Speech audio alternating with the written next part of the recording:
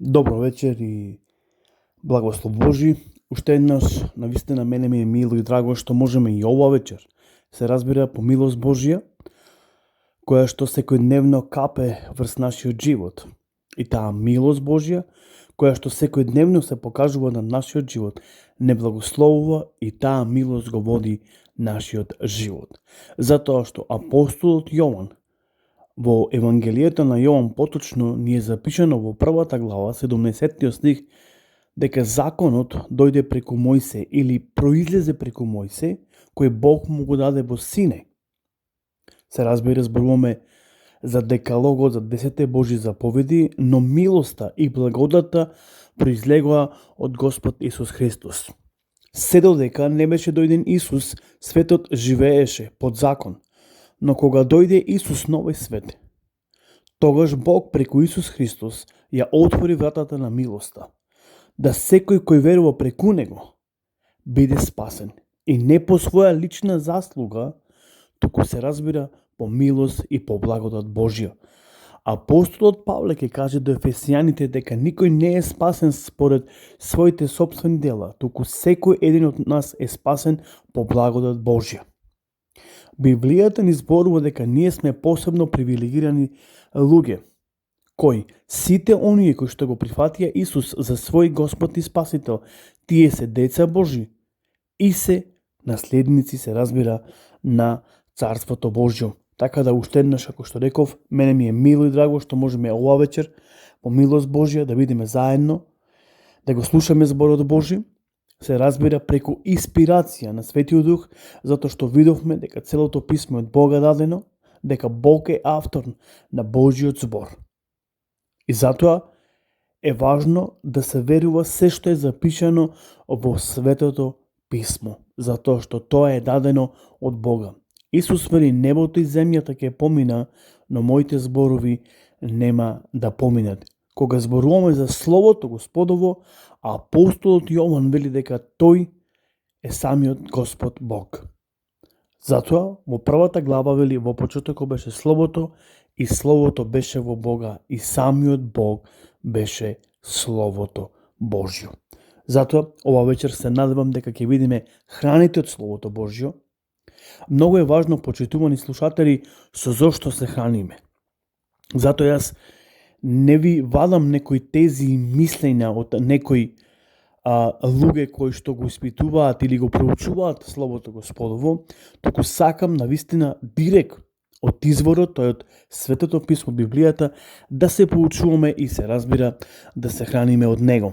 Кога ние се поучуваме од Словото Господово, кога ние го слушаме Словото Господово, ние не само што се поучуваме и се храниме, туку ние растиме, се разбира, и во верата. Минатите емисии, па дури и ова емисија, ние зборуваме за животот на Аврам и го разгледуваме и имаме серија предавања. Навистина, за нас е голем благослов да може да се испитува и да се согледа животот на Аврам. Всушност, да се види таа блискост меѓу него и Бог. И кога ќе ја согледаме блискоста, верноста на Аврам кон Бога, затоа и Аврам беше наречен Божи пријател. Затоа што тој му веруваше на самиот Творец на небото и земјата. И кога ќе го читаме Словото Господово, Бог е тој кој што го повика Аврам од едно незнабожечко семејство да излези од домот на неговиот татко Тара, затоа што видовме дека неговиот татко Тара произлегува од Ур-халдејски, а халдеците беа незнабожци, луѓе кои веруваа во многу богови, како што и денеска луѓето веруваат во многу богови. И секој ден си имаат некој дори по еден или два богови. Но Библијата многу јасно и гласно зборува дека Господ е створителот на небото и земјата. И затоа ова вечер сме за Негова слава, тука, заедно, и се разбира да го прославиме Него, затоа што тој, Библијата вели, е достоен да прими чест и слава од сите нас, затоа што тој, реков, ја покажува својата милост на сите нас. И затоа да му благодариме на Господа, затоа што сепак покрај времињата кои што ние ги живееме во овие многу тешки мигови од нашиот живот, се она што го опружува светот, се она што денеска се случува во светот, сепак Бог се грижи за сите наши потреби. И тој не само што се грижи, туку тој не заштитува и тој е помош наша. Тој, Библијата вели, е на наша страна. Бог е дел од нас. Затоа Исус дојде на овој свет за да биде дел од нас и да биде, се разбира, помеѓу нас. Покрај тоа што Бог го повикува Аврам за да го благослови и да од него произлезе голем народ, Бог исто така сака да му каже дека тој е негов заштитник и негов помошник. А во Псалам 28:7 вели: Господ е крепост моја и штит мој, во него имам верба. Срцето мое и тој ми помага, затоа се радува срцето мое и јас ќе го прославам, се разбира, со песна. Гледате како псалмистот Давид зборува дека Бог е негов помошник и негов штит, дека Бог е тој кој, се разбира, го пази. Кога ние ќе отвориме во Псалам 3, всушност исто така тој е Давидов псалам, ќе видиме како ни е запишено во Словото Господово. Еве што вели псалмистот Давид. Псалам 3, 5 стих. Легнувам, спијам и станувам, зашто Господе, ти ме чуваш. Ти си заштитник мој. Ти си оној кој ми помагаш. Ти си тој кој навистина го чуваш и го пазиш мојот живот. Точно Бог му се објави така, се разбира, на Аврам, како оној кој е негов заштитник и оној кој го пази или е негов помошник. Во првата книга на Мојсе, Создание, или во почетокот, 15 глава, првиот стих ни вика вака: По оние настани беше упатено Словото Господово кон Аврам во видение. Не плаши се, Авраме, јас сум ти штит и награда твоја. И наградата твоја ќе биде, се разбира, многу голема. Така да повторно, еве, во оваа прва книга на Мојсе, 15 глава, Господ му се објавува на Аврам како негов штит, како оној кој го пази или ќе го пази неговиот живот и животот на неговото семејство. Аврам имаше 86 години кога му се раѓа синот Исмаил, се разбира, од слугинката Ајгара. На 99 години Бог на Аврам му се објавува како Ел Шадај, што значи во наш контекст и во наш превод би значило семојкен Бог. Ова е еден од атрибутите, еден од карактерот кој Бог се објавува. Всушност, кога зборуваме за Ел Шадај, Ел е основната именка како Бог се објавува со името Ел, Ел Шадај, Ел Нора и така натаму, така натаму. Еве ќе отвориме во првата книга на Мојсе, 17 глава, првиот стих. Аврам имаше 99 години кога му се јави Господ и му рече: Јас сум Ел Шадај, Бог семојкен, чекори по мојот пат и биди непорочен. Еве како повторно гледаме покрај тоа што Бог го повикува да го благослови, да го заштити, да од Аврам поизлезе голем број на народ. Потоа Бог му се објавува како Ел Шадај, кој значи дека тој е семојкен, се разбира, семојкен Бог. Потоа можеме да отвориме заедно исто во првата книга на Мојсе, 35 глава, да го прочитаме 11 стих. И уште му рече Бог на Аврам, освари на Јаков: Јас сум Ел Шадај, семојкен Бог. Плодете се и множете се.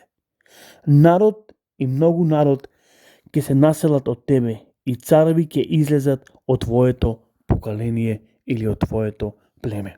Гледаме повторно во овој контекст како Бог му се објавува на Аврам како Ел Шадај, подоцна гледаме дека Бог исто така му се објавува на Јаков.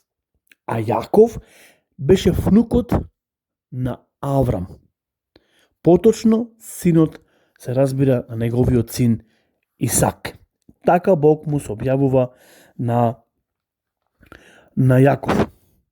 Потоа, кога ќе го читаме Словото Господово, ќе отвориме ве заедно во втората книга на Мојсе, книгата Излез, 6 глава, 3 стих.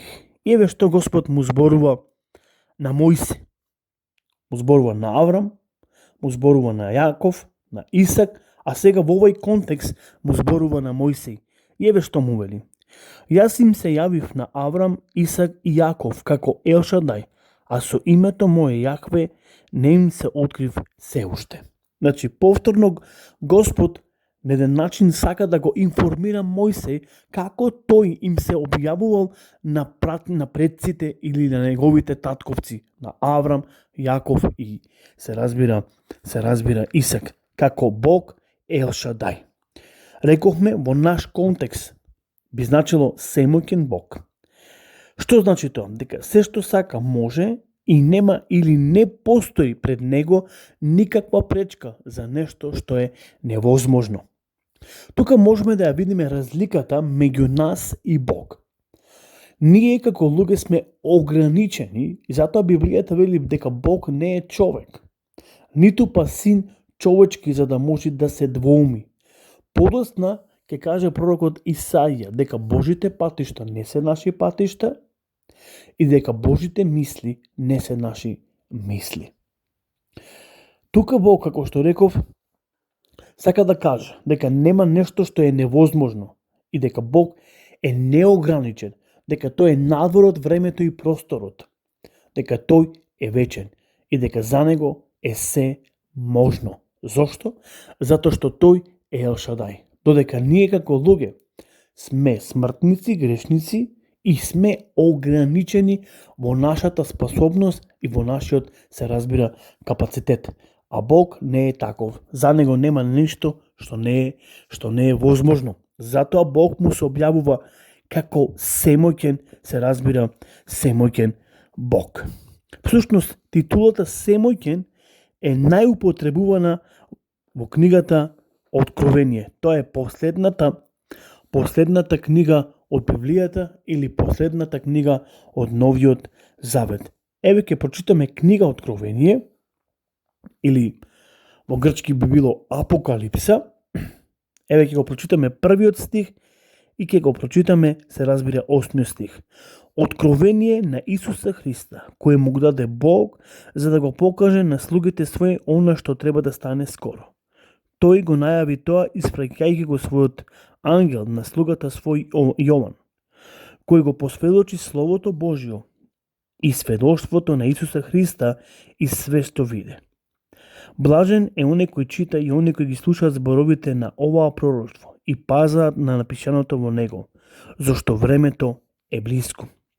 Јован до 7 цркви што се во Азија, благодат вам и мир од оној кој бил и кој иде, и од 7 духови кои се пред неговиот престол, и од Исуса Христа, кој е верен сведок, првороден од мртвите и господар над земните цареви, нему кој не возлюби низми од нашите гревови преку својата крв, кој не направи пред Бога, неговиот татко, царство на свештеници и славата и честа му припаѓа него за вечни времина. Амин.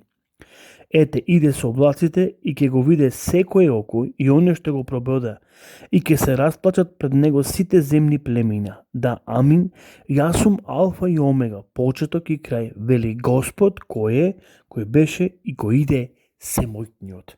Ете како во книгата Откровение повторно гледаме дека Господ ни се објавува како Алфа и Омега, како првиот и последниот, како почетокот и свршетокот на овој свет.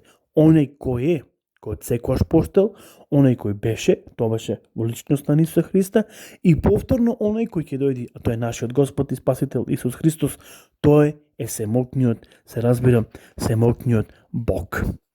Потоа, во 4 глава од книгата Откровение, 8 стих, еве што ни е запишено. 4 животни имаа по 6 крила околу себе, а однавле беа полни со очи и без прекин ден и ној ќе воскликнуваа: Свет, свет, свет е Господ Бог, семоќниот, кој беше, кој е и кој треба, се разбира, да дојде. Со оваа титула Бог сака да му се представи на Аврам дека тој е Бог над сите богови и дека тој е семоќниот кој го створи небото и земјата. Тоа е прва и основна работа, Друго, Бог сака да му даде на Аврам сигурност и дека само во него може да биде безбеден и комфорен. И затоа Бог му се објавува, се разбира, на Аврам како оној кој го штити, како оној кој е со него и како оној кој е семоќен, кој може се. Се со цел да му даде сигурност и да биде, се разбира, или да се чувствува Аврам безбеден. Денеска ние можеме да бидеме сигурни и безбедни само кога сме, се разбира, во раците Божи. Затоа, ајде ованоек заедно да ги препуштаме нашите животи во Божи раци, покрај сите нешта кои се движат денеска во светот, покрај целата темнина кој владее во светот. Бог е светлина. А Библијата вели дека светлината може да свети во темнина, но темнината не може да опфати. Затоа да се препуштиме во Божи раце. И Бог ќе не благослови, Бог ќе биде со нас. И Тој ќе не чува и ќе не биде наша безбедност и наш комфор. И не само наш комфор и наша безбедност, туку Тој ќе ги чува и нашите деца, нашето семејство. Бог е семоќен и Тој може да го чува целиот свет. Така да, сакам да ви посакам една убава и благословена вечер ова ноќ. Господ нека биде со сите вас. Нека Господ ве води, се разбира, ако даде Господ да се слушниме до наредната емисијата насловена како глас на вистината. А ако не, мојата молитва е да бидеме во Неговото Царство Божјо. Амин. Имајте уште еднаш пријатна и благословена вечер. Поздрав. Добро вечер и благослов Божи. Уште еднаш, навистина мене ми е мило и драго што можеме и ова вечер, се разбира, по милост Божја, која што секојдневно